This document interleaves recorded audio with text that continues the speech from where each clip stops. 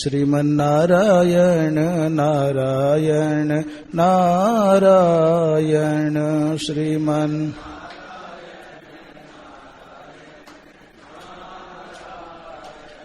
भजमन नारायण नारायण नारायण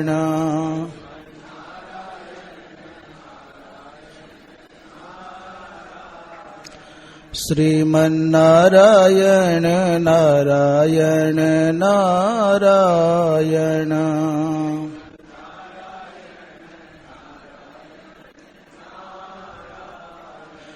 भजमन नारायण नारायण नारायण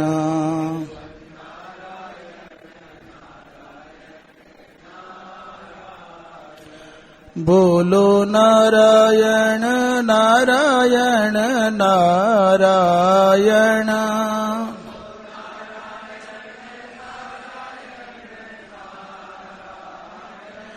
गावो नारायण नारायण नारायण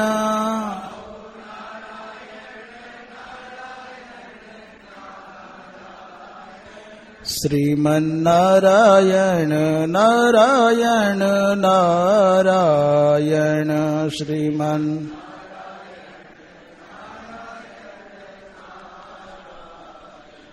भजमन नारायण नारायण नारायण भजमन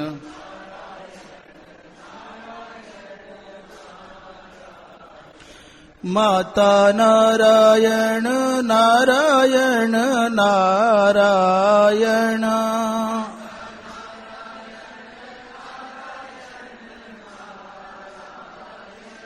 पिता नारायण नारायण नारायण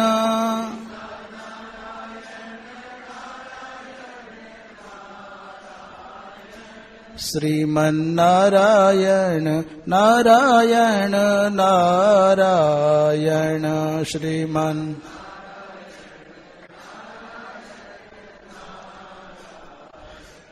भजमन नारायण नारायण नारायण भजमन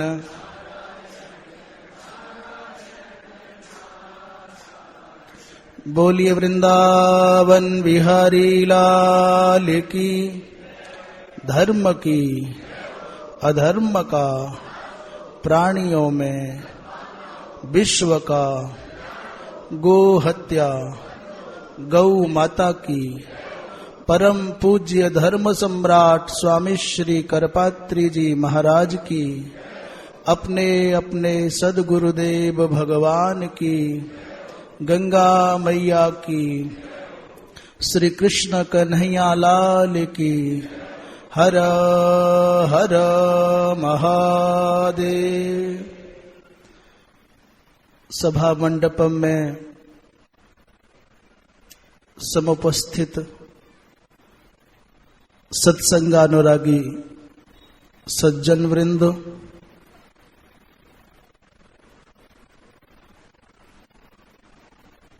श्रद्धामयी भक्ति स्वरूपा मातृशक्ति, प्रातः काल के सत्र में ये प्रसंग चल रहा था। रात्रि में दुर्योधन ने प्रश्न किया, बाबा पांडव संख्या में कम है और देखने से लगता है कि शक्ति में भी कमजोर है, पर जब परिणाम आता है तो लगता है वो पांडवों के पक्ष में जा रहा है। ऐसा क्यों? बाबा भीष्म ने समझाया, भाई जिन कृष्ण को तुम साधारण सारथी माने बैठे हो, पांडवों का स्वजन संबंधी सुहृत माने बैठे हो, वो केवल एक कृष्ण मात्र नहीं अपितु सकल प्रपंच के नियामक नियंता सर्वेश्वर हैं। और अर्जुन को तुमने समझा है कि तुम्हारे चाचा जी के लड़के हैं, चचेरे भाई हैं। ऐसा नहीं है। वो नरावतार है। जहां कृष्ण और अर्जुन दोनों होंगे वहां भला किसी और की विजय हो सकती है क्या? बड़े बड़े महात्माओं ने कहा, एस धर्मश्च धर्मज्ञ वरदः सर्व कामदः, एस कर्ता च कार्यंच पूर्व देवः स्वयं प्रभु। ये जो भगवान कृष्ण हैं, यही धर्म है, यही धर्मज्ञ हैं, यही वरदाता हैं और सर्व कामनाओं के प्रपूरक हैं। यही कर्ता है, यही कार्य है। ब्रह्मा विष्णु महेश भी श्री कृष्ण से ही प्रादुर्भूत है। शेष विशेष प्रजेश भी यही है। शेष विशेष प्रजेश धनेश जलेश कलेश नृपेश यही हैं।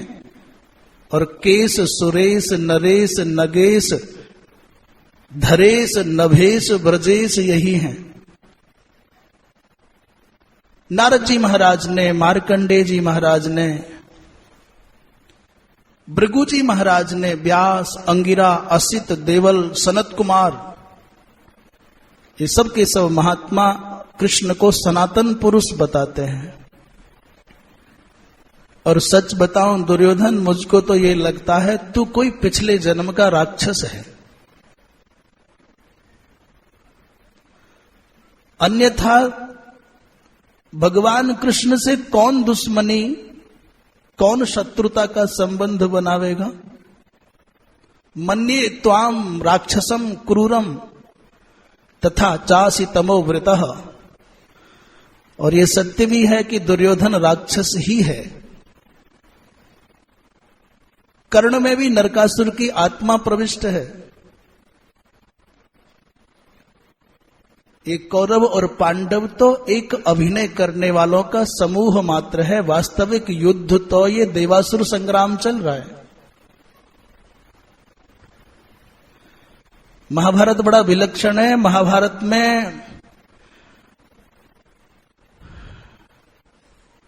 दैत्यों ने परस्पर एक मीटिंग की, एक बैठक बुलाई और कहा, देखो हमारी बात सारी खराब हो जाएगी। चारों तरफ देवताओं की विजय है। इंद्र अर्जुन बनकर के पहुंच गए हैं, पवन हनुमान भीम बनकर के पहुंच गए हैं, नारायण कृष्ण बनकर के पहुंच गए। हमारा पक्षधर कोई है ही नहीं। इसलिए समग्र राक्षसों ने, आसुरी वृत्ति ने, आसुरी शक्तियों ने भगवान शंकर की आराधना की। भोले बाबा हमारा कुछ काम बने। और भोले बाबा तो फिर भोले बाबा ही है। उनको तो देवता भजें तो देवताओं के हो जाएं, और दैत्य उनको मना लें तो दैत्यों के हो जाएं। जितने भी देवताओं के चरित्र हमारे सामने आते हैं, भगवान शंकर उनमें सबसे अनूठे। उनके अभिनय में भी राग द्वेष नहीं है। भगवान नारायण तो अभिनय के लिए, लोक कल्याण के लिए राग का और द्वेष का अभिनय कर लेते हैं, पर भोलेनाथ पर तो वो भी नहीं आता। जो पहले आ गया भगवान उनके हो गए। भगवान शंकर के यहां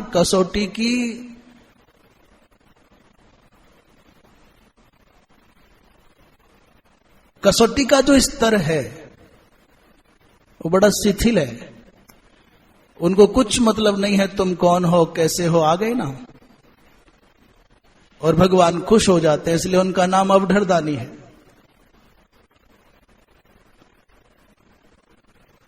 भगवान शंकर ने कहा, अच्छा तुम्हारी तपस्या पर प्रसन्न तो हो गया हूं, कुछ करूंगा और ऐसा वीर बनाऊंगा कि जिसका सामना धरती पर कोई न कर सके। भगवान शंकर ने समग्र शौर्य के सारांश का संग्रह किया। समग्र वीरता का, दृढ़ता का, शूरता का कण कण संग्रह करके मूर्ति बनाना प्रारंभ कर दिया। गुफा में बैठ करके माता पार्वती को कहा कि अंदर नहीं आना और किसी को आने भी नहीं देना है। बृहस्पति जी महाराज को पता चल गया कि भगवान शंकर को मना लिया है दैत्यों ने, इसलिए महाराज दौड़े दौड़े आए, देवताओं को समझाया गड़बड़ हो जाएगी यदि शंकर जी अपने संकल्प में सफल हो गए तो। उन्होंने नारद जी को दूत बनाया और सब बात समझाई।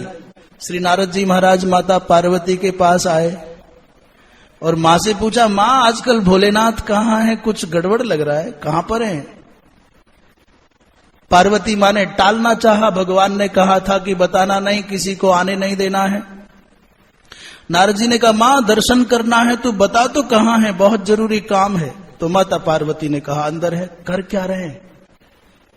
बोले पता नहीं क्या कर रहे हैं। मां आज तक तुमसे भगवान शंकर ने कुछ छुपाया नहीं और तुम भगवान शंकर की अर्धांगिनी हो, तुमसे छुपाया भी कुछ जा सकता नहीं और छुपाना भी चाहिए नहीं। अब तक छुपाया भी नहीं, छुपाया जा सकता भी नहीं, छुपाना भी चाहिए नहीं। ये ऐसा कौन सा मामला गड़बड़ आ गया जो आज छुपाने लग गए हैं? जरूर कोई गड़बड़ है। मां तू अंदर जाकर के पता कर। माता पार्वती को भगवान शंकर की, माता पार्वती को बाबा नारद की बात लग गई और बिना दरवाजा खटखटाए अंदर प्रवेश कर गई गुफा में। देखा तो भगवान शंकर ने जो मूर्ति बनाई थी वो इतनी अद्भुत है, इतना भव्य स्वरूप बनाया है, जिसको देखने के बाद माता पार्वती भी मुग्ध हो गई। और भगवान शंकर से कहा, भोले बाबा यदि आपको यही काम करना था तो मेरी सलाह ले लेते, सहायता ले लेते, तो तुम्हारा बिगड़ क्या जाता। और मैं तुम्हारी अर्धांगिनी हूं तो आधा हिस्सा तुम्हारा और आधा मेरा, ऊपर का हिस्सा तुमने बनाया है, नीचे का बनाऊंगी मैं। भगवान शंकर ने पूछा, बताओ सच सच नारद आ गया क्या? बोले आ गए। विधि के विधान को अंगीकार करके भगवान शंकर ने पार्वती जी की बात माननी थी। ऐसा धरती पर कोई हुआ है कि मां जिद पे आ जाए और बात न माने? ये बड़े बड़े तीरंदाज जो बाहर घूमते हैं ना, नेता बने, 99 के बाद में जितना % लगाना चाहो लगा लेना, सब भीगी बिल्ली बने दिखाई देते हैं।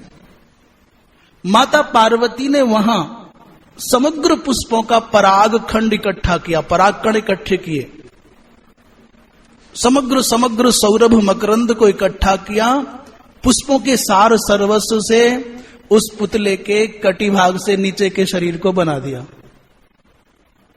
और अपने हिस्से को बना करके बोली, भोलेनाथ आपने तो ये बनाया पत्थर जैसा खुरदरा, और मैंने जो बनाया उसमें कोमलता है, उसमें स्पर्श सुख है, उसका जो आनंद है वो धरती पर कहीं नहीं मिलेगा।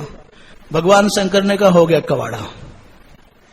और पुतला बन गया, उसमें प्राण शक्ति फूंक करके भगवान शंकर ने दैत्यों को देकर के कहा कि ले जाओ, पर याद रखना इसके कटी भाग से ऊपर के शरीर पर संसार की कोई शक्ति माने प्रभाव नहीं छोड़ेगी, इसको क्षति नहीं पहुंचा सकेगी, पर कटी भाग के नीचे का जो हिस्सा है वो अत्यंत कोमल होगा और वहीं से इसकी मृत्यु का कारण बनेगा। ये सारी कथाएं इतनी जुड़ रही हैं कि माता गांधारी ने आंखों से पट्टी हटा करके कटी भाग को नहीं देखा, इसलिए वो कोमल रह गया। भगवान शंकर ने आधा शरीर निर्माण किया, मां पार्वती ने आधा किया, इसलिए नीचे का भाग कोमल रह गया। तो वही दुर्योधन दैत्यों की संकल्पना आराधना का प्रतिरूप है। इसलिए देवासुर संग्राम होता है, अच्छाई और बुराई हमेशा संघर्षरत रहती आई है, आज भी है, और जब तक ये धरती रहेगी तब तक देवासुर संग्राम होता रहेगा, अंदर भी और बाहर भी, बाहर भी और अंदर भी। और बड़ा आसान है बाहर के लोगों को किसी को कौरव किसी को पांडव कह देना, जिनके आचरण कौरवों से भी ज्यादा घृणित हैं, निंदित हैं, वो भी अपने विरोधी को दुर्योधन बताने को तैयार हैं, खुद को पांडव बताने के लिए तैयार हैं। पर अंदर जो देवासुर संग्राम चलता है, जो संघर्ष चलता है अच्छाई और बुराई के बीच में, उसका समाधान किसके पास है? जब जब हमारे अंदर का अहंकार विजयी हो जाए, ईर्ष्या हमारे अंदर अपनी सत्ता स्थापित कर ले, असूया हमारे अंदर घर कर जाए, घृणा हमारे मन में डेरा डाल करके रहने लग जाए, लोभ, काम, क्रोध आकर के बस जाए, समझना कि आज हमारी इस राजधानी पर, इस त्रैलोक्य में दैत्यों का साम्राज्य हो गया है। और जब आपके अंदर की अच्छाइयां प्रभावी हो जाएं तो समझना कि आपके अंदर दिव्य सत्ता ने, देवताओं ने शासन करना प्रारंभ कर दिया है। तो नित्य अंदर भी देवासुर संग्राम चलता है, बाहर भी देवासुर संग्राम चलता है। सावधानी ये बरतनी है कि अंदर आसुरी वृत्तियां विजेता ना बन जाए। बोलिए कृष्ण कन्हैया लाल की। पंचम दिवस का युद्ध जब प्रारंभ होने को हुआ,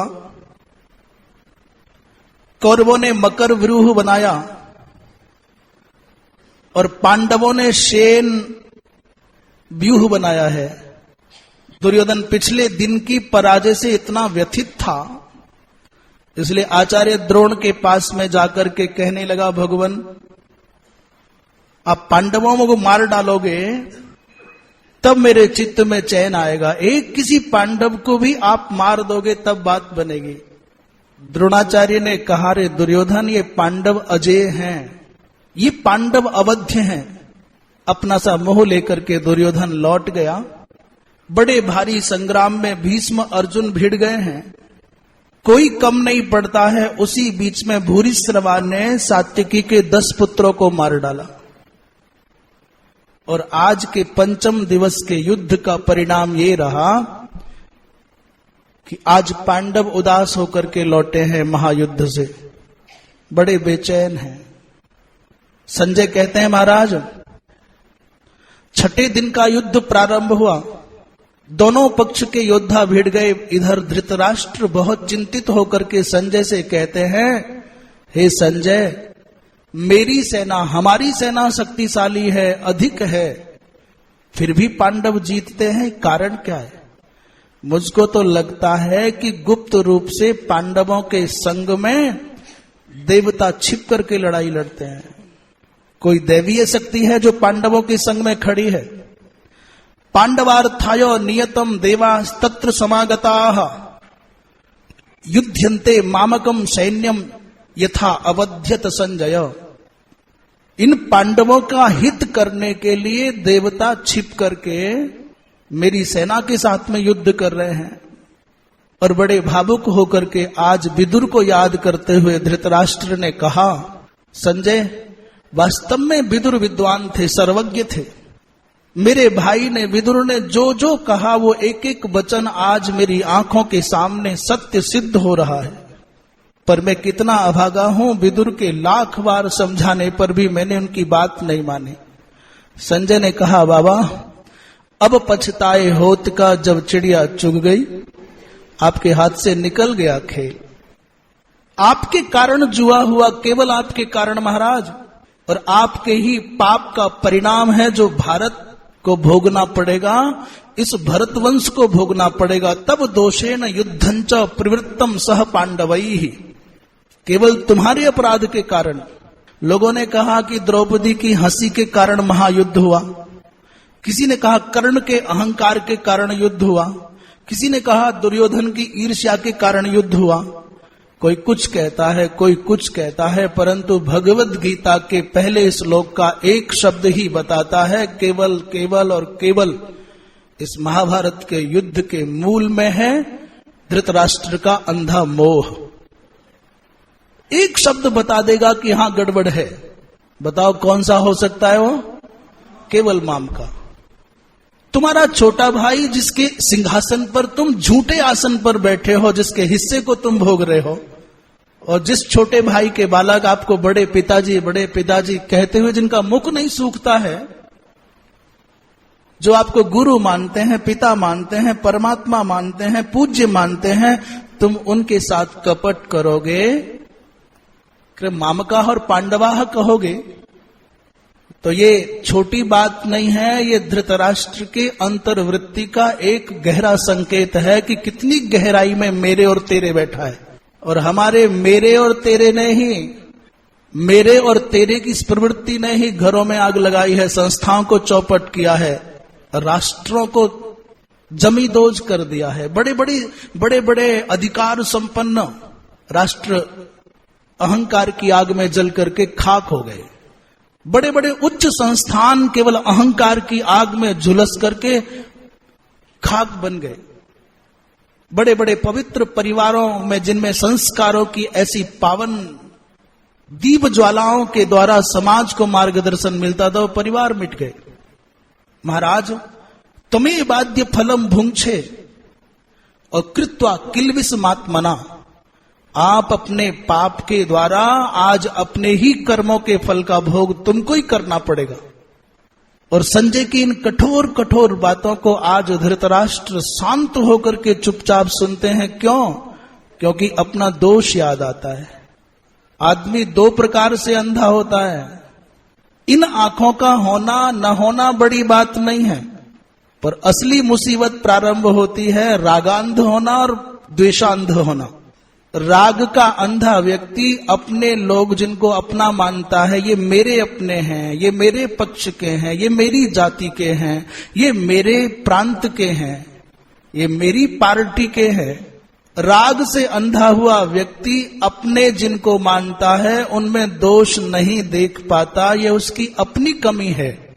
और द्वेष से अंधा व्यक्ति जिनको उसने मान लिया है कि मेरे विरोधी हैं, ये मेरे नहीं हैं, मेरी पार्टी के नहीं हैं, मेरे प्रांत के नहीं हैं, मेरे देश के नहीं हैं, मेरी जाति के नहीं हैं, मेरे परिवार के नहीं हैं, जिनको ये मान लिया है मनने की ये मेरे नहीं है, उनकी अच्छाइयों पर नजर जाती नहीं है।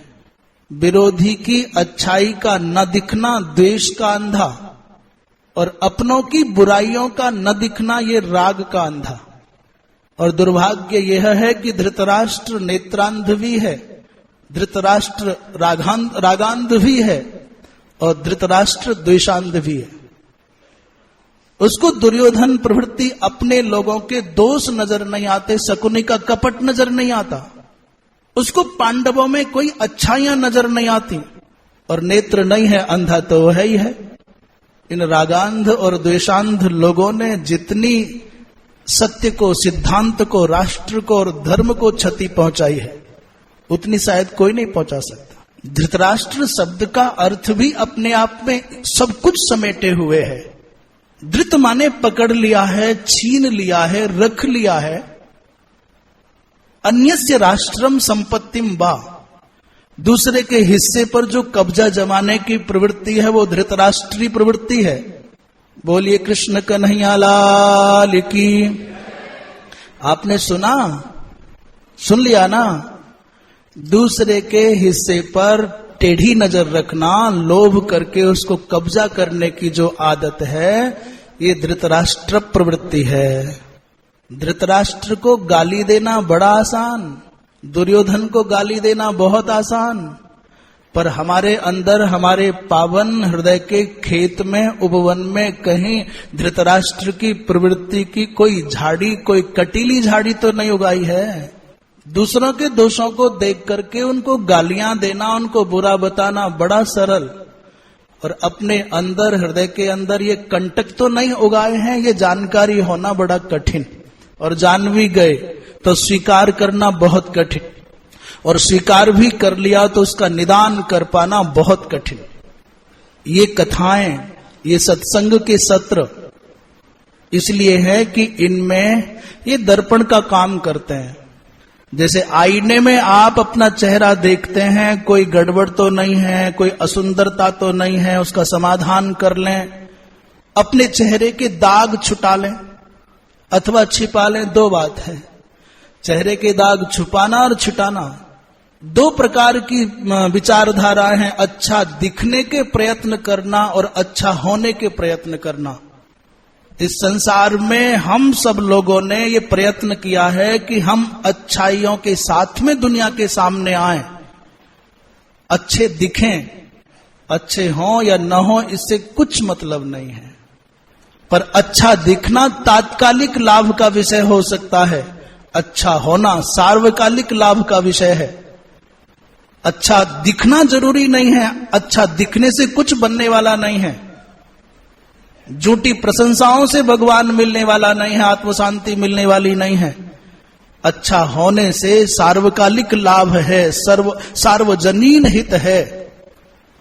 इसलिए अच्छा दिखने से भी कई गुना अधिक अच्छा है कि हम अच्छे हों, अच्छे बने, और इसी दिशा में प्रयत्न होगा। तो दाग का छुपाना बड़ी बात नहीं है, बड़ी उपलब्धि नहीं है। अच्छी बात यह है कि दाग जीवन से चला जाए, दाग छूट जाए। तो जैसे शीशे में चेहरा देख करके अपने आप को संवारते हैं, ठीक वैसे ही सत्संग रूपी दर्पण में अपने चित्त का आकलन करें, और जो कमियां हमारे जीवन में आ गई हैं उन कमियों का निराकरण कर दें कि यहां से, इस धरती से दुर्योधन कुछ लेकर के नहीं गया, रावण कुछ लेकर के नहीं गया, कंस कुछ लेकर के नहीं गया, तो क्या हम ले जाएंगे? और जब संसार की ये संपत्ति, संसार का ये सम्मान, संसार का ये सौंदर्य हमारे संग जाना ही नहीं है, हमेशा टिकना ही नहीं है, तो इसके लिए गुमान किस बात का, और इसके लिए ये छल और प्रपंच किस बात के? वैशंपायन जी महाराज कहते हैं, हे राजन, भयंकर भीम इतना खतरनाक है कि अकेला ही पैदल कौरव सेना में घुस जाता है, जैसे सिंह गीदड़ों के, हजारों गीदड़ों के बीच में घुस जाए। चारों ओर से बाणों की वर्षा हो रही है, पर काल बना हुआ अकेला ही भीम कौरवों की सेना को रोलता हुआ आगे बढ़ रहा है। और जब चारों ओर से बाणों के प्रहारों से भीम बिध गए तो धृष्टद्युम्न दौड़ करके आए, अपने रथ पर भीम को चढ़ाया और बचा करके ले गए। भीम और दुर्योधन में बड़ा भयंकर संवाद हुआ है। बचपन से लेकर के आज तक के समग्र कथोपकथनों के द्वारा भीम ने उसको पीड़ित किया, और युद्ध के मैदान में भी अचेत करके छोड़ दिया, मारा नहीं।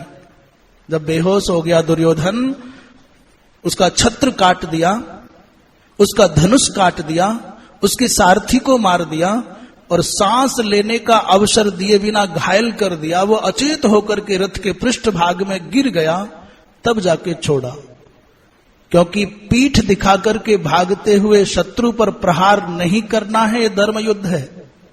जो योद्धा युद्ध के मैदान में अचेत हो गया है, उस पर प्रहार नहीं करना है, ये धर्म युद्ध है। जो निहत्था हो गया है, जिसके हाथ में शस्त्र नहीं है, उस पर प्रहार नहीं करना है, यह धर्म युद्ध है। सोते हुए को, उन्मत्त को, प्रमत्त को नहीं मारना है, धर्म युद्ध है। और जिसने दोनों हाथ खड़े कर दिए हैं, उस पर प्रहार नहीं करना है, धर्म युद्ध है। आज कहते हैं लोग हम भी धर्म युद्ध कर रहे हैं, और उनके धर्म युद्ध का नाम है जिहाद। वो सोते हुए लोगों को मार सकते हैं, वो बच्चों को मार सकते हैं, वो महिलाओं को मार सकते हैं, बूढ़ों को मार सकते हैं, वो साधना करने वाले लोगों को मार सकते हैं, फिर भी कहते हैं जिहाद। ये तो हिंदुस्तान की धरती की संस्कृति का बड़प्पन है कि यहां शत्रुओं को 17 बार पराजित करने के बाद भी जिंदा छोड़ा जाता है, और 17 बार मुंह की खाने वाले लोगों के दिल में यह दम नहीं रहा कि एक बार वो पृथ्वीराज को जीवन बख्श पाते हैं। वो तो कलेजा केवल भारत मां का दूध पीने वाले शेरों में ही हो सकता है कि वो 1700 बार भी पराजित होने पर छोड़ देंगे शत्रु को जिंदा। दुर्योधन लज्जित होकर के लौटा है, रात भर बड़ी योजनाएं चली, बड़े पीड़ित रहे। अगले दिन 7वें दिन का युद्ध प्रारंभ हुआ तो दुर्योधन बाबा भीष्म के पास में पहुंच गए। बाबा, ये भीम तो बड़ा भयंकर है, मुझको मरणासन्न समझकर ही छोड़ गया। प्रविश्य भीमेन रणे हतोस्मि, इस भीम से मेरे प्राणों की रक्षा केवल इस कारण हो सकी कि उसने समझ लिया मैं मर गया। ये तो जहां पहुंच जाता है दल को चीर देता है। बाबा, जब तक इसका समाधान नहीं होगा तब तक मुझको मेरी विजय संदिग्ध लगती है। बाबा भीष्म ने सांत्वना दी और युद्ध के मैदान में पहुंच गए हैं। आज बड़ा भयंकर युद्ध हुआ।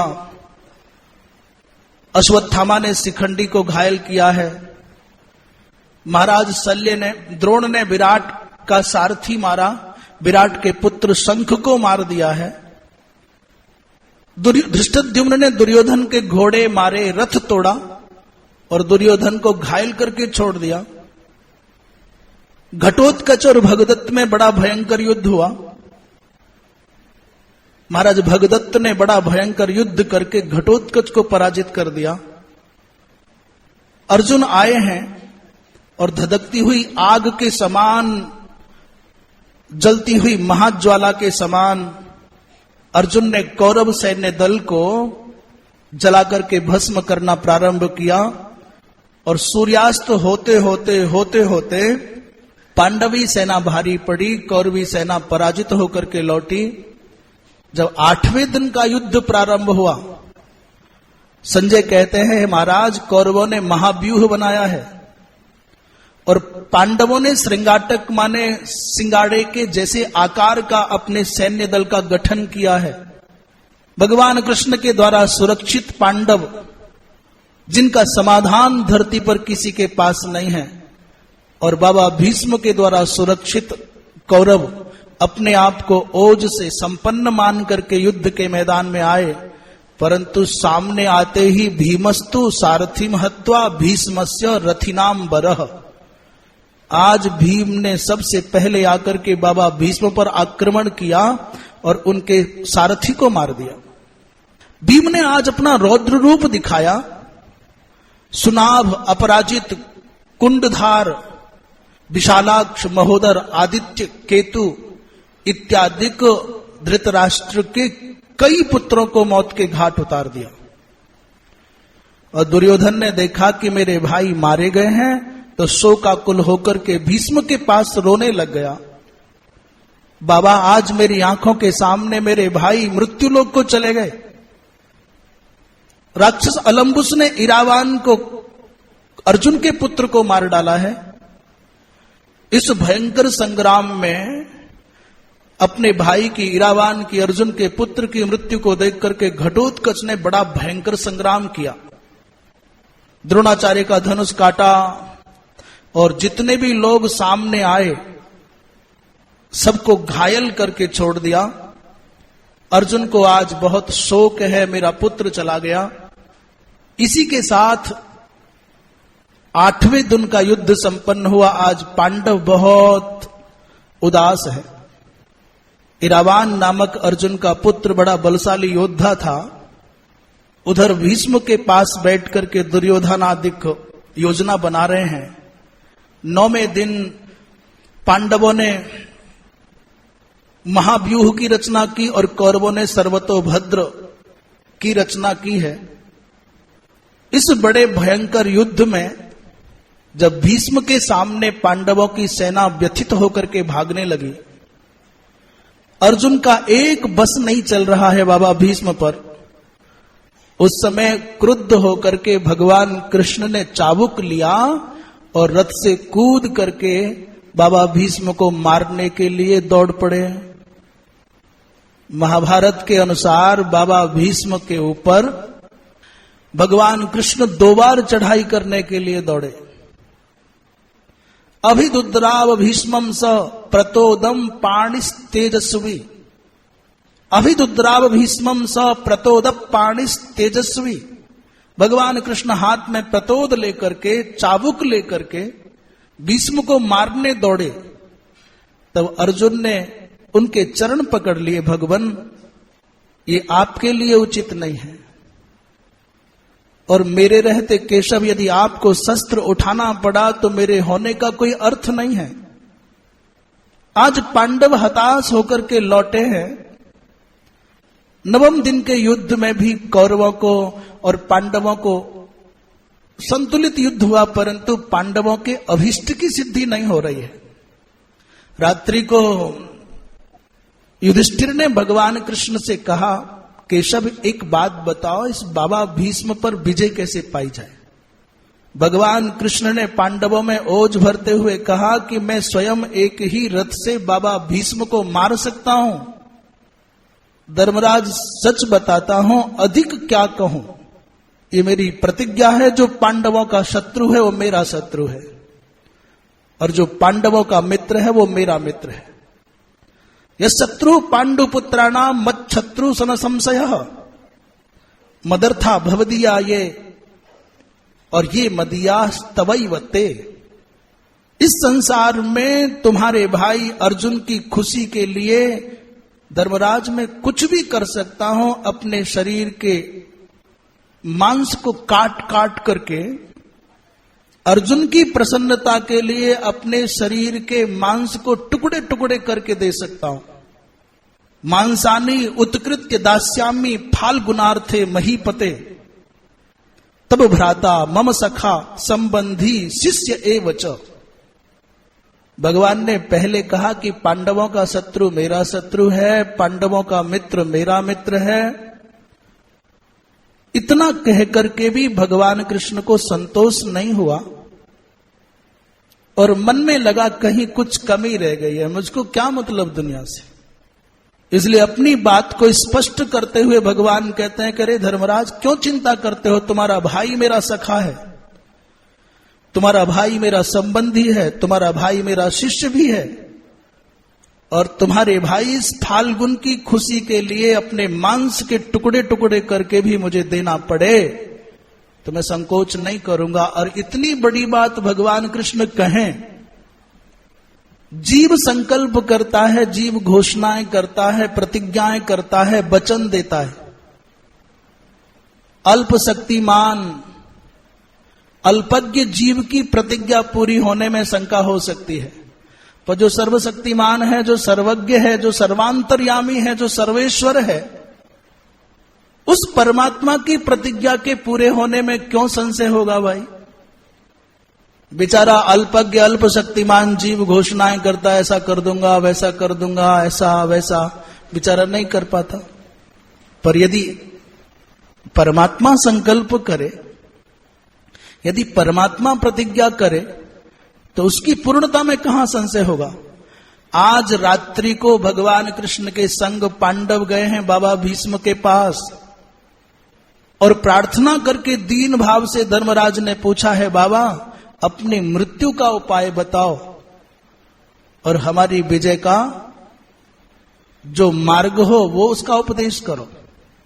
शांतनु नंदन भीष्म ने शांत भाव से कहा, वत्स मेरी मृत्यु का एकमात्र कारण है कि मैं स्त्री के साथ युद्ध नहीं कर सकता, और स्त्री के समान चाल ढाल वाला व्यक्ति, वेश विन्यास वाला व्यक्ति मेरे सामने आ जाएगा तो भी मैं युद्ध नहीं करूंगा। धर्मराज ने पूछा, बाबा युद्ध के मैदान में स्त्री क्यों आएगी, या स्त्री के जैसा व्यक्ति क्यों आएगा। ये बात तो गोलमोल हो गई, समाधान नहीं हुआ। भला युद्ध के मैदान में कोई नारी क्यों आएगी, अथवा नारी के जैसे चरित्र और चिंतन वाला व्यक्ति वहां स्त्रैण व्यक्ति क्यों आएगा। बाबा भीष्म ने कहा कि द्रुपद का पुत्र शिखंडी, अच्छा शिखंडी का मतलब लोग समझते हैं बड़ा लुंज पुंज होगा, कमजोर सा होगा ना। शिखंडी च महारथा, शिखंडी को यह मत समझना कि वो ऐसे ही है, वो महारथी है। ये जो शिखंडी है तुम्हारी दृष्टि में महारथी है, तुम्हारी दृष्टि में तुम्हारा संबंधी है, द्रुपद का पुत्र है, पर मेरी नजर में आज भी वह क्या है, नाम बताओ, अंबा है।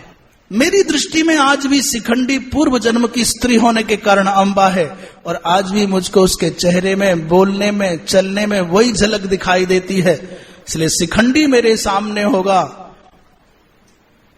तो मैं शस्त्र नहीं उठाऊंगा, अतः उसी को आगे करके अर्जुन मुझ पर प्रहार करेगा तो तुम्हारी विजय हो जाएगी। इससे बढ़कर के और क्या चाहिए। लोग कह सकते हैं कि धर्मराज के द्वारा बाबा भीष्म को प्रणाम किया गया, बदले में क्या मिला, 9 दिन तक बाबा भीष्म काल बन करके पांडवों की सेना को गाजर मूली की तरह से काटते रहे। पर धर्मराज को बाबा भीष्म के चरणों में प्रणाम करने पर क्या मिला है, ये उत्तर देगा 9वें दिन की रात। और इस उत्तर का परिणाम होगा 10वें दिन का प्रभात।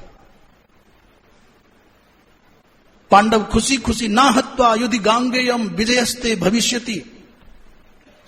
महाराज लौट करके पांडव जब आए, भगवान कृष्ण से बात होने लगी। अर्जुन ने कहा कि यह काम मैं कभी नहीं कर सकता। गांडीवधारी अर्जुन को यदि किसी शिखंडी की ओट लेकर के भीष्म पर प्रहार करना पड़े तो फिर मेरे गांडीवधारी अर्जुन होने का अर्थ क्या है? भगवान कृष्ण ने कहा कि अपना अहंकार उतार करके नीचे रख। न गांडीव कुछ है और न अर्जुन कुछ है। समय हो तो बलवान, कोई कुछ नहीं है, जो मैं कहता हूं उतना कर। और आपने कभी कभी देखा होगा, मैंने भी 1-2 बार देखा है जीवन में, बड़े बड़े बेचारे भीष्म शिखंडियों की ओट लेकर के ऐसे ही धरती पर गिराए जाते हैं। हमेशा से ही प्रहार करने वाले कोई और होते हैं और दिखाई देने वाले कोई और होते हैं। ये दूसरों के कंधों पर जो बंदूकें चलाई जाती हैं बड़ी खतरनाक होती हैं, वो दिखता नहीं है कि कौन है चलाने वाला। भगवान ने कहा कि ना हत्वा युधि गांगे में, यदि तुमने युद्ध के मैदान में गांगे भीष्म को नहीं मारा तो तुम्हारी विजय नहीं होगी। और आज पांडव सेना चली तो है, पर सेनापति के रूप में, प्रमुख नेतृत्वकर्ता के रूप में कौन? बोले शिखंडी। उसके रथ के पहियों की रक्षा में एक तरफ भीम और दूसरी तरफ अर्जुन है। बताओ, उसके पृष्ठभाग की रक्षा में दुर्धर्ष अभिमन्यु, प्रतिविंध्य, सुत सोम, श्रुतकीर्ति, शतानीक और सात्यकी, दुर्धर्ष, धृष्टद्युम्न आदि सब संग संग चल रहे हैं। आज पांडव सेना में ऐसी उमंग है, ऐसा उत्साह है, पांडवों ने मान लिया कि आज तो बाबा भीष्म गए, अब गए और तब गए। सामने आकर के अर्जुन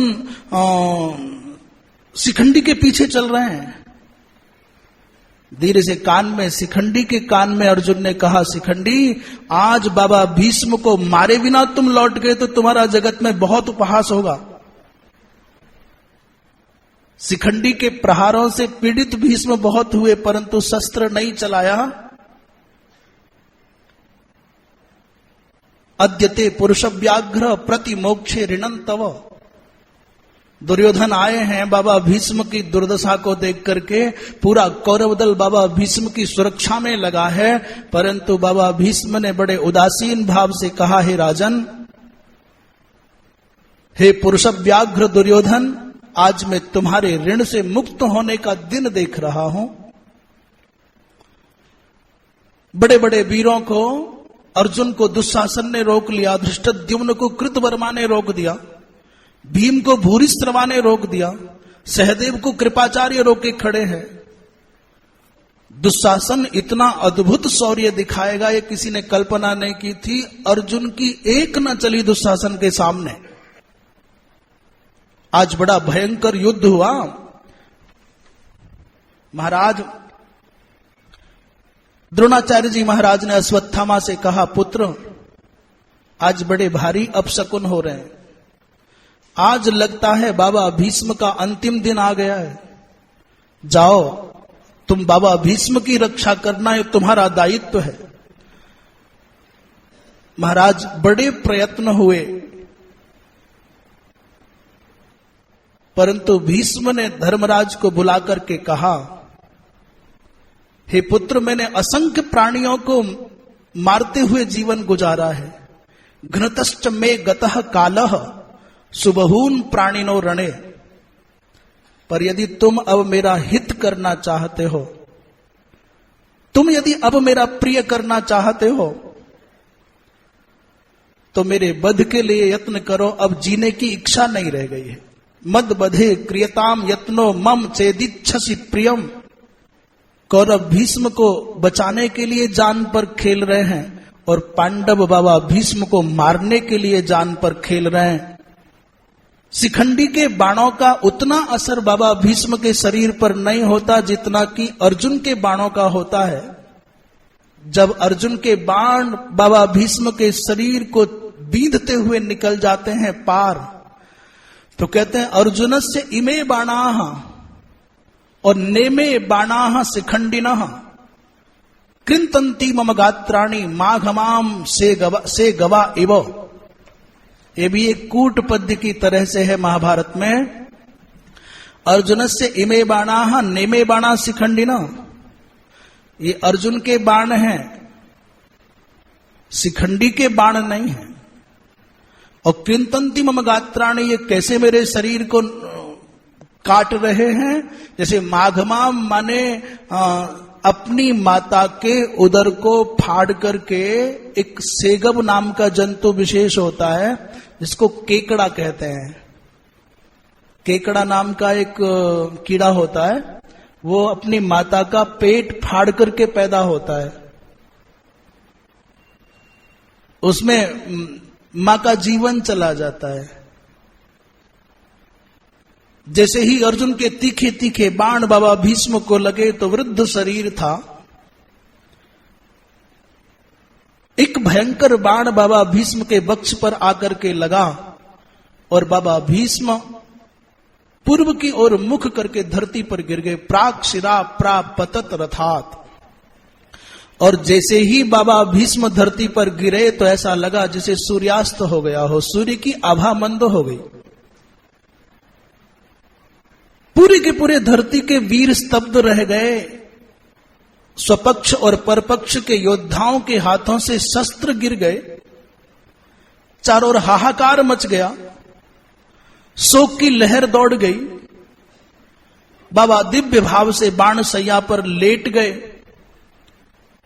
मां गंगा ने प्रेरित करके हंस के रूप से बड़े बड़े महर्षियों को भेजा है। बड़े बड़े दिव्य महात्मा हंस के रूप में आए और बाबा भीष्म की परिक्रमा करने लग गए। कृत्वा चापि प्रदक्षिणम, सरसैया पर पड़े पड़े भीष्म निर्णय कर लिए हैं कि जब तक उत्तरायण नहीं आएगा तब तक मैं प्राणों का परित्याग नहीं करूंगा। बाबा भीष्म से प्रेम करने वाले लोगों की आंखें नम हो गई, युद्ध बंद हो गया। भीष्म जप करते हुए शांत भाव से बाणों पर लेटे हैं। द्रोणाचार्य भीष्म का वध सुनकर के मूर्छित हो गए। द्रोणस्तत्रा प्रियम श्रुत्वा मुमोह भरतर्षभ। भीष्म ने आए हुए अश्रुपूरित शोकाप्लुप्त राजाओं का प्रसन्न होकर के स्वागत किया है। संकट के समय भी जो मुस्करा सकते हैं सच्चे अर्थों में वही मानव है। अनुकूलता में मुस्कराना बड़ी बात नहीं है, पर जो प्रतिकूलता में भी मुस्कराए वास्तव में वही मनुष्य है, वही महामानव है।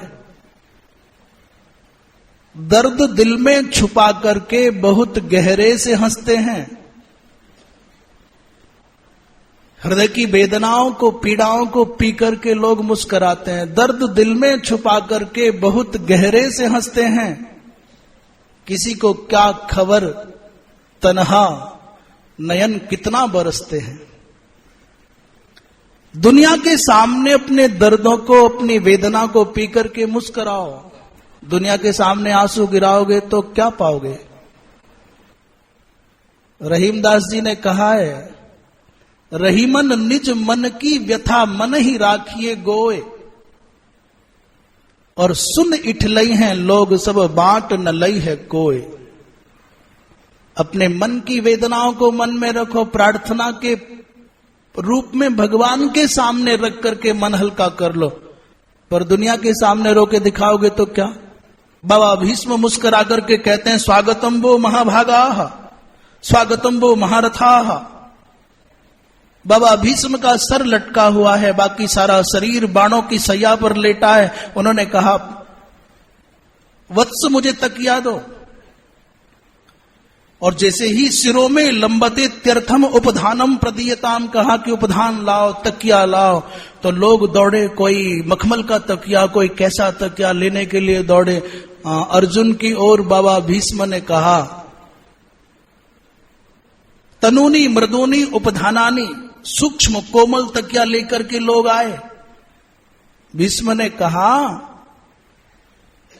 नहीं, भीष्म ने अर्जुन की ओर देखा और उतनी ही देर में अर्जुन ने 3 बाण मार करके बाबा भीष्म के सर को तकिया दे दिया। देखो गजब की बात क्या है, कहां कहां कैसे कैसे परीक्षा होती है। बाबा भीष्म ने कहा, अर्जुन यदि तुम मुझको ये वीरोचित तकिया ना देते तो मैं तुमको शाप दे देता। यदि तुम भी दूसरे लोगों की तरह से तकिया लेने के लिए भागते तो मैं तुमको शाप दे देता। अच्छा, शाप देना था तो ये जो लोग दुर्योधन आदि तकिया लेने भागे, इनको क्यों नहीं दिया? अरे भाई, जो अधिकारी है, जिसमें क्षमता है, प्रतिभा है, उसी को तो कहा जाएगा, डांट उसी को तो पड़ेगी। तुम कर सकते थे, तुमने क्यों नहीं किया? यद्यन्यथा प्रपद्ये था शपेयम त्वाम अहम रुषा। यदि तुम भी दूसरे लोगों की तरह से भागते तकिया लेने के लिए तो क्रुद्ध होकर के तुमको शाप दे देता। भीष्म ने कहा, मेरे चारों ओर परिखा बना दो, गड्ढा खोद दो, खाई बना दो। खाई क्यों बना दो? तुम सब चले जाओगे, दिन के मेहमान हो, रात में अकेला रहूंगा, ये जंगली जंतु आकर के कठिनाई ना दें, परेशान ना करें। और जैसा होता है साहब वैसा ही हो गया। सूरज छिपने को आया और लोग अपने अपने शिविरों को चले गए। जब तक आप में मनोरंजन करने की ताकत होगी तब तक तुमको लोग घेर करके खड़े होंगे, और जिस दिन तुम्हारी मनोरंजन करने की क्षमता खत्म हो जाएगी, लोग तुमको तुम्हारे हाल पर छोड़ करके दूसरा मनोरंजक खिलौना खोज लेंगे। बड़े बड़े पहलवान, बड़े बड़े खिलाड़ी, बड़े बड़े नेता जब कोमा में चले जाते हैं, बेचारे कॉमन हो जाते हैं। जिनके दीदार को तरसा करते थे नयन, लाखों लाखों लोग तरसते थे कि अमुक जी आ रहे हैं, अमुक जी आ रहे हैं, और जब समय खराब आता है तो कोई समीप नहीं आता है। बोली वृंदावन बिहारी लाल की। बड़े बड़े कुशल वैद्य बाण निकालने के लिए आए। भीष्म ने कहा, नहीं भाई, अब मेरे शरीर के साथ में बाण जाएंगे। धर्मराज बाबा भीष्म के चरणों में आकर के नमन करते हैं, क्षमा याचना करते हैं, और लौट करके जा रहे होते हैं तो बहुत उदास है। केशव, इस नासवान साम्राज्य को पाने के लिए हमने छल करके बाबा को मारा है। ये साम्राज्य हमेशा रहने वाला है क्या? पर भगवान कृष्ण बड़े चतुर हैं, समय के, परिस्थिति के बड़े कुशल ज्ञाता हैं। उन्होंने धर्मराज के मन को तसल्ली देने के लिए कहा, धर्मराज, ये अर्जुन के बाण से, शिखंडी के बाण से नहीं मरे, ये तो तुम्हारी दृष्टि से दग्ध होकर के धरती पर पड़े। तांतु चक्षुर हनम प्राप्य दग्धो घोरे न चक्षुषा। तुम्हारी क्रोधाग्नि से जल करके, तुम्हारी कोप दृष्टि से जल करके मरे हैं। भगवान कृष्ण ने लीला करते हुए धर्मराज के शोक को हल्का किया। जब रात बीत गई, युद्ध तो बाबा के धरती पर गिरते ही रुक गया। जब रात बीत गई, रात को बाबा भीष्म को बहुत प्यास लगी। सवेरा हुआ, सब लोग आए। बाबा ने कहा, भाई प्यास लगी है, पानी अमित दियताम। सब लोग दौड़े जल लेने, कोई फल लाया, कोई घड़ा लाया, कोई खाने की वस्तु लाया। भीष्म ने कहा कि नहीं, अब मनुष्य लोग की कोई वस्तु ग्रहण नहीं करूंगा। और अर्जुन को बुला करके कहा, पार्थ मुझे प्यास लगी है। अर्जुन ने उसी समय उनको नमस्कार किया, रथ पर बैठ करके परिक्रमा की और गांडीव से पर्जन्यास्त्र छोड़ा है, बाण गंगा को प्रकट किया है, और उस जल के द्वारा बाबा भीष्म तृप्त हुए हैं। बोली वृंदावन बिहारी लाल की। यही आज की कथा को विराम देने से पहले थोड़ा सा, बाबा भीष्म ने सबको बुला करके कहा, दुर्योधन का हाथ पकड़ करके कहा, बेटा अब युद्ध यही बंद कर दो। मेरी अंतिम इच्छा है कि युद्धम मदंत मेवास्तु तात समसाम्य पांडवई राज्यार्धम दीयताम। आधा राज्य देकर के झंझट खत्म कर लो। पर दुर्योधन नहीं माना। बाबा आपको खोने के बाद में मेरे पास बचा क्या है? अब राज्य भी बचा करके करूंगा क्या? महाराज एकांत पाकर के कर्ण मिलने के लिए आए हैं। यदि 10 मिनट हो तो कर्ण और बाबा भीष्म की चर्चा कर ले। बोलिए वृंदावन बिहारी लाल की। ऐसे तो आज हमने सुना हमारे गीता भवन में हजारों कक्ष हैं और सब फुल चल रहे हैं। सुनकर के बहुत अच्छा लगा। मुझे ठीक से काउंटिंग नहीं पता, हो सकता है 800 हो 1200 हो। हजारों कक्ष हैं और सब फुल चल रहे हैं। लबालब पंडाल में सोते हैं लोग, जहां जहां जगह मिले। कितनी खुशी की बात है। हमारी इस पवित्र संस्थान में लोगों का कितना विश्वास है कि लोग चले आते हैं। पर उतनी ही चिंता की बात है कि जिस संस्थान के हजारों कमरे भरे हों, उसके सत्संग सत्र में उपस्थिति उसकी अपेक्षा क्या है? मैं जो 1 नंबर गीता भवन में, 2 नंबर में या 4 नंबर में या 5 नंबर में या जहां तक ये आवाज जा रही है, वहां जो बैठ करके सुन रहे हैं मौन भाव से, शांत भाव से, क्योंकि ये सुविधाएं उनके लिए हैं जो अक्षर में चल नहीं पाते, बहुत जिनको चलने में कठिनाई है। तो उन लोगों की श्रद्धा को बड़े भाव से प्रणाम करूं कि आप बहुत तन्मय होकर के सुनते हैं। पर जो चल सकते हैं वो इस 3 नंबर गीता भवन के पावन सत्संग परिसर के पवित्र परमाणुओं का आनंद लेने से वंचित ना रहें।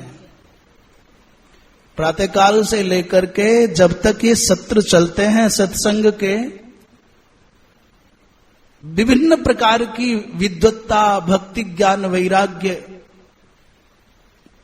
भरी वाणियों से यहां महापुरुष आकर के हमारे जीवन के उद्धार के लिए अपने समग्र जीवन का अनुभव परोसते हैं। और सदावर्त चल रहा है, आप वंचित रह जाते हैं। वहां तक ये आवाज पहुंचे तो अच्छा है, अन्यथा आप सब जितने लोग सुन रहे हैं ये बात वहां तक पहुंचाए। ये प्रयत्न करना चाहिए कि ज्यादा से ज्यादा आए। और आगे तो भाई आप सब ज्ञानी हैं, सत्संगी हैं, विद्वान हैं, जीवन का अनुभव है, जैसा मन करे, जिसमें मन को संतोष मिल जाए, क्योंकि अंततः है तो यही मन का संतोष। बोलिए वृंदावन बिहारी लाल की। एकांत में कर्ण आ गए हैं डरे हुए से। ईसत आगत संत्रासह। इस दशा में भीष्म को देख करके कर्ण की आंखों में आंसू आ गए। ये बात मैं बहुत बार महसूस करता हूं कि कोई बुरा नहीं होता। जिसको परमात्मा ने मनुष्य बना करके चुन करके भेजा है, बुरा कोई नहीं है, पापी कोई नहीं है। प्रवृत्तियां हैं, आदत हैं, स्वभाव हैं, मजबूरियां हैं। आदमी कभी किसी स्वामी का दास होता है, कभी व्यसन का दास बन जाता है, गुलाम बन जाता है प्रवृत्तियों का, आदतों का। कर्ण जो भीष्म को देखते ही आग बबूला हो जाता था, वो आज आंखों में आंसू भर करके श्रुत्वा तु निहतम भीष्मम, भीष्म को आज गिरा हुआ देखा, आंखों में आंसू भरा है। साश्रु कंठ राधेय, आंखों में आंसू भरे हैं, वाणी गदगद है। जब कर्ण आया तो बाबा भीष्म ने पहरेदारों को हटा दिया वहां से। पितेव पुत्रम गांगेय परिरंभीक पाणिना, सब पहरेदारों को हटा करके बाबा भीष्म ने आंखों में आंसू भर करके एक हाथ से कर्ण को अपनी छाती से लगाया है। यह दृश्य कितना मार्मिक रहा होगा। जिस कर्ण को बाबा भीष्म ने हर कदम पर, हर मौके पर नीचा दिखाने की कोशिश की, और आज इस अवस्था में कर्ण को अपने गले से लगा रहे हैं, जैसे एक पिता अपने पुत्र को अपने गले से लगाए और कहा, बेटा मैं जानता हूं, मुझे नारद जी ने बताया कि तुम राधा के पुत्र नहीं कुंती के पुत्र हो। कौनते यस्तम राधेयो विदितो नारदान्मया, मुझे व्यास जी ने भी यही बताया था। मैं शपथ खा करके कहता हूं पुत्र कर्ण, मेरा तुमसे कोई द्वेष नहीं है। न च द्वेषोस्ति मे तात त्वयि सत्यम ब्रवीमिते।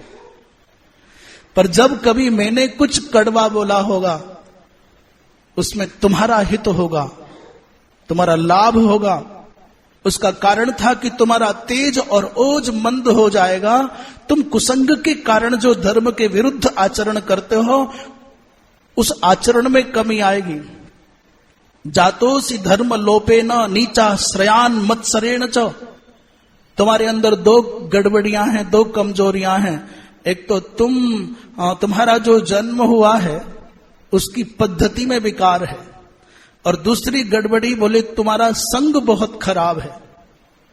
मैं जानता हूं तुम विप्र भक्त हो, दानी हो, शूर हो, और धरती पर तुम फाल्गुन के समान, अर्जुन के समान हो, कृष्ण के समान हो। बेटा मेरी बात मान जाना, पांडवों से प्रेम कर लो, तुम्हारे सगे भाई है। सौदर्या पांडवा वीरा भ्रातरस्ते अरिसूदना। इन सब बातों को सुनकर के आंखों में आंसू भरे कर्ण ने कहा, बाबा मैं ये सब जान गया हूं, और आपके अंदर के मनोभावों को भी मैं अच्छे से पढ़ता और पहचानता हूं। उन्हीं भावों से बंधा हुआ यहां चल करके आया हूं। यदि मैंने आपकी बाहर की आवाज को, आपके शब्दों को सुना और समझा होता तो यहां ना आ पाता। बाबा जब जब आप डांटते थे तो मुझको लगता था मेरा अपना कोई, मैं अहंकार के कारण भले ही आपकी बात को काट दूं, मैं अपने मित्रों के बीच में अपने बड़प्पन को दिखाने के लिए भले ही आपको आंख दिखा दूं, पर आपकी आंखों में जो स्नेह मेरे लिए झलकता था बाबा, वही मुझे खींच करके यहां लाया है। पर एक बात तो बताओ प्रभु, जिस दुर्योधन ने मुझे संकट के समय प्रेम दिया, प्रतिष्ठा दी, स्थान दिया, राज्य दिया, आज संकट आने पर उस दुर्योधन को कैसे त्याग दूं? मैं माता कुंती को उसके सौभाग्य से वंचित नहीं करना चाहता। मैं स्वीकार करता हूं मैं मां कुंती का पुत्र हूं, पर बाबा मैं मां राधा का अधिकार छीनना नहीं चाहता। जो मेरी मां नहीं थी फिर भी उसने मुझे मां का समग्र सुख दिया, उस राधा का हक छीनने का अधिकार मुझको नहीं है। मैं ये भी जानता हूं कृष्ण अर्जुन नर नारायण है, पर अब पीछे हटना संभव नहीं है। बाबा मुझको क्षमा करना, मैं आपकी अंतिम आज्ञा का पालन नहीं कर पा रहा हूं। भीष्म ने कहा, वत्स स्वर्ग प्राप्ति के लिए युद्ध करो, अनुजानामि कर्णम त्वाम युद्धस्य स्वर्ग काम्य। और बाबा भीष्म से विदा लेकर के कर्ण गए हैं। आज की कथा का यही विश्राम। शेष प्रसंग भगवत अनुग्रह से अग्रिम सत्र में संभावित कल द्रोण पर्व के माध्यम से अभिमन्यु के साथ साथ द्रोणाचार्य के भी वीर गति की संभावना। श्रीमन नारायण नारायण नारायण श्रीमन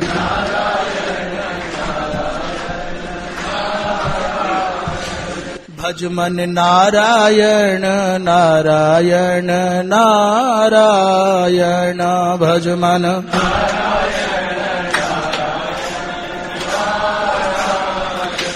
श्रीमन नारायण नारायण नारायण श्रीमन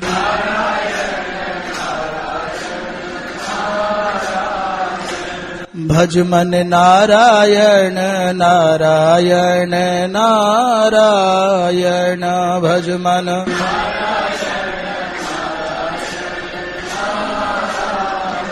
बोलिए श्रीमन नारायण भगवान की, गंगा मैया की, हर हर